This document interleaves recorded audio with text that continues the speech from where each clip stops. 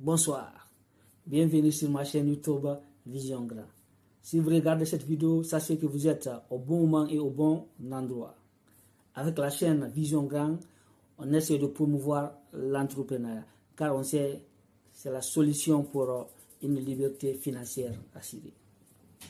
Aujourd'hui, j'ai choisi comme sujet pour vous comment gérer son temps et son argent.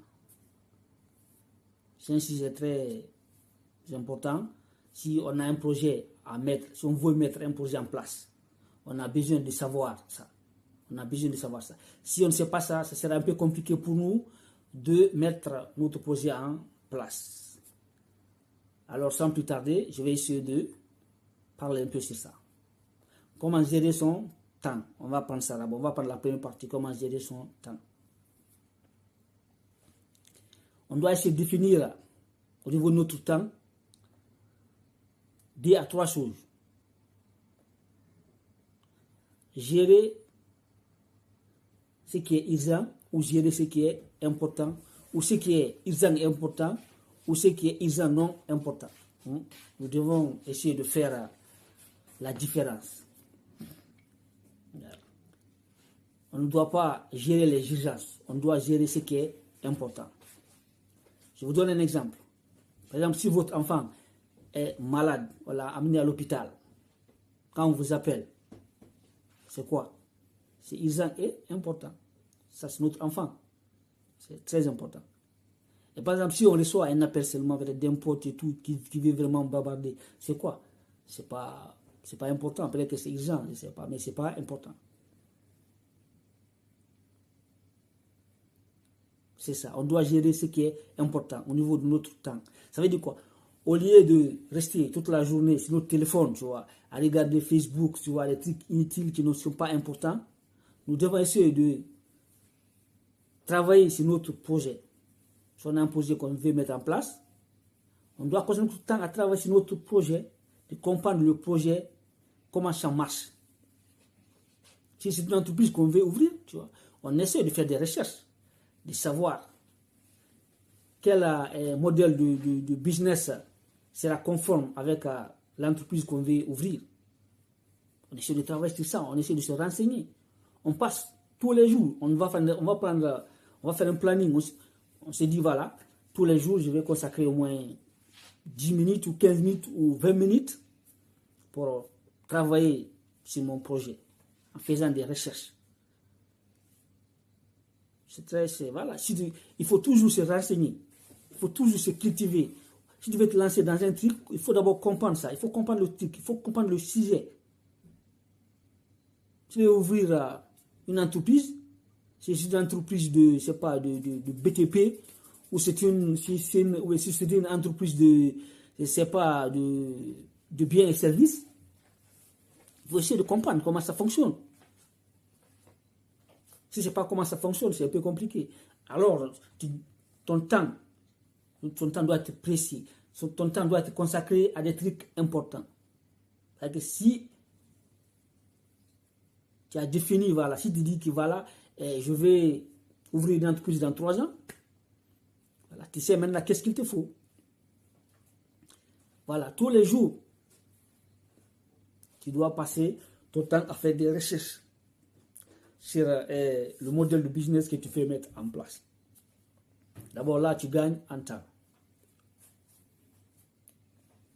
Tu ne gères pas, tu ne restes pas comme ça, tu vois, tu ne restes pas comme ça toute la journée sans rien faire. La paresse en entrepreneuriat, ça ne marche pas.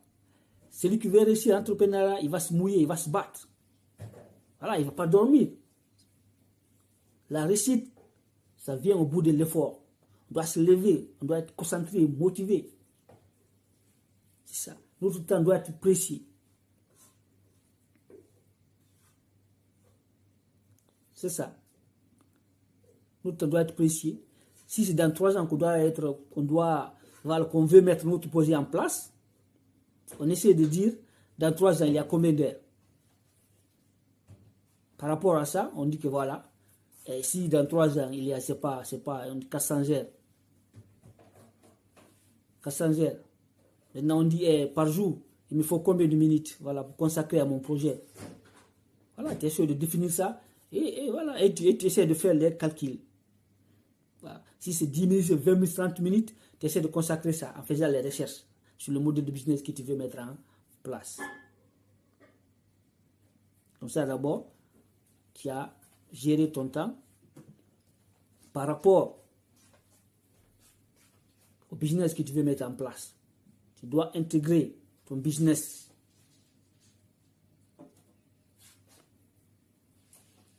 dans ton planning du jour, tu vois. Ton temps doit être conforme, doit être intégré dans le modèle de business que tu veux mettre en place. C'est ça. Maintenant, maintenant je vais passer à la deuxième étape. Comment gérer notre argent. On dit l'argent, c'est le nerf de la guerre. Si on n'a pas l'argent, on ne peut pas mettre nos projets en place. Nous avons besoin d'argent, forcément. C'est là où c'est important, l'argent. Alors, comment gérer notre argent? Par exemple, je sais que voilà, nous, la diaspora, on est un peu salariés. C'est le cas de plusieurs personnes. Alors, si tu es salarié, qu'est-ce qu'il faut pour pouvoir mettre de l'argent à côté pour réaliser ton projet? Si tu as un projet, si tu veux mettre un projet en place. Par exemple, tu te dis, dans 5 ans, je vais me lancer dans l'immobilier en Afrique. Mais il me faut l'argent. Qu'est-ce que tu dois faire? Tu dois essayer. Si tu définis un budget, tu dis, déjà tu connais combien il te faut. Tu as le devis. Si c'est 20 000 euros, c'est 30 000 euros qu'il te faut pour te lancer, tu connais déjà. Maintenant, tu prends la somme que tu as et tu le divises. Si c'est 3 ans, tu essaies de diviser par 3 ans. Si dans 5 ans, tu divises dans 5 ans. Comme ça, tu vas savoir chaque mois combien tu dois mettre à côté. Si tu sais combien tu dois mettre, tu essaies aussi de regarder toutes les dépenses à côté. Tu essaies de regarder tout ça. Maintenant, tu vas essayer de prioriser les dépenses essentielles. Toutes les dépenses non essentielles, tu essaies d'éliminer ça pour pouvoir faire plus d'économies. Parce que, voilà, avec un salaire, on n'est pas assez payé. Quand tu dois payer location, le loyer de la maison, tu dois manger, tu dois payer le wifi, tu dois payer la passe Navigo et tout. Voilà, c'est un peu compliqué. C'est pourquoi il est très important de se cadrer. Voilà. Si tu as 1800, par exemple, ou bien tu as 1500, ou bien 800, ou bien 2000, ça dépendra, le salaire que tu as à la fin du mois. Mais par rapport à ça, de planifier. Déjà, tu connais combien il te faut chaque mois pour pouvoir mettre à côté pour ton projet. Tu allais te mettre à côté. Tu te dis, ok, combien qu'il me faut, ma dépense du mois, ça sera combien? Tu connais ça, tu mets ça à côté. Pour le wifi, tu mets ça à côté. C'est comme ça. Maintenant, s'il y a une somme restante, tu prends ça, tu mets au niveau de l'argent que tu as mis pour ton projet. Comme ça, toujours. Voilà, tu gagnes en avance. Plus tu rassembles de l'argent, plus c'est bon pour toi. Parce que tu peux estimer un projet, tu dis, voilà, tu estimes que le projet peut coûter 20 000 euros, mais quand tu le lances, peut-être que voilà, il y aura des imprévus et tout, voilà. En tout cas, garder de l'argent, c'est très important. Quel que soit, voilà. Et si vous pouvez même garder plus, c'est vraiment très bien. Tout ça, là, ça aide. Voilà. Peut-être qu'il y aura aussi d'autres opportunités. Et voilà, si vous avez de l'argent, vous pouvez aussi vous lancer. Et voilà, ça vous sera aussi bénéfique pour vous. C'est un peu ça. Alors, il est très important de pouvoir gérer son argent. C'est ça. En contrôlant nos dépenses. En savoir, en connaissant combien on dépense dans les mois, en nourriture, en loyer, en transport, et tout. Maintenant, par rapport à ça, on essaie de cadrer ça. De dire que voilà, mon budget pour ma consommation alimentaire, c'est tel. Mon budget pour le loyer, c'est tel.